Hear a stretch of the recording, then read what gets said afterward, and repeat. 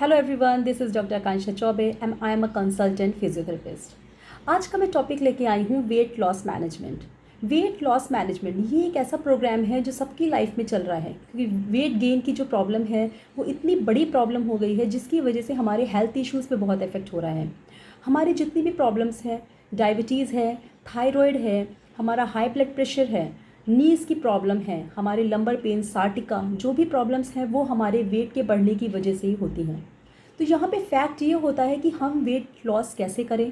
And second fact क्या है कि बाय द वे हमने वेट लॉस कर लिया, फिर हम वेट को बढ़ने ना दें, उसको रीगेन ना होने दें, वो बहुत ज़रूरी है।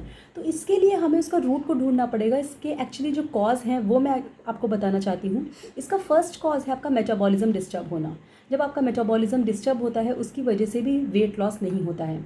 सेकेंड रीज़न है न्यूट्रिएंट्स इम्बैलेंस। अगर हमारा न्यूट्रिएंट्स हमारी बॉडी में बैलेंस नहीं है, उनका बिल्कुल भी हम न्यूट्रिशनल वैल्यूज़ अपनी कम कर देंगे अपनी बॉडी के अंदर, उससे भी वेट गेन हो जाता है। थर्ड है स्ट्रेस। हमारी लाइफ में बहुत ज़्यादा स्ट्रेस हो रहा है आजकल। हमारी लाइफ में बहुत स्ट्रेस लेवल बढ़ गया है बिकॉज हमारे ऊपर वर्कलोड बहुत ज़्यादा है। लाइफ स्टाइल ऐसी है कि स्ट्रेस होता है, बट हमें कोशिश करनी चाहिए कि हमें स्ट्रेस ना हो।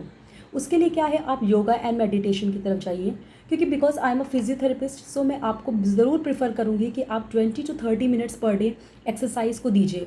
अपनी बॉडी को ऐसे सिस्टमेटिकली वर्क कराइए कि वो विदाउट एनी साइड इफ़ेक्ट आपको वेट लॉस भी हो और आपको स्ट्रेस भी ना हो, और आप हेल्थ इश्यूज़ जो आपको हैं उससे भी आपको आराम मिले।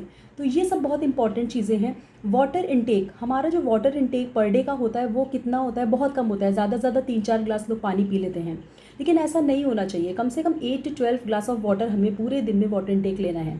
ये बहुत इंपॉर्टेंट है। नींद ना पूरी होना, दैट इज़ वेरी इंपॉर्टेंट। हमारा जो वेट गेन होता है वो नींद ना पूरी होने की वजह से ही होता है। हमारा कोई टाइम शेड्यूल नहीं होता, हम कभी भी सोते हैं कभी भी जगते हैं। तो वो बहुत ज़रूरी है कि आपकी नींद पूरी होनी चाहिए। आपका स्ट्रेस हो गया।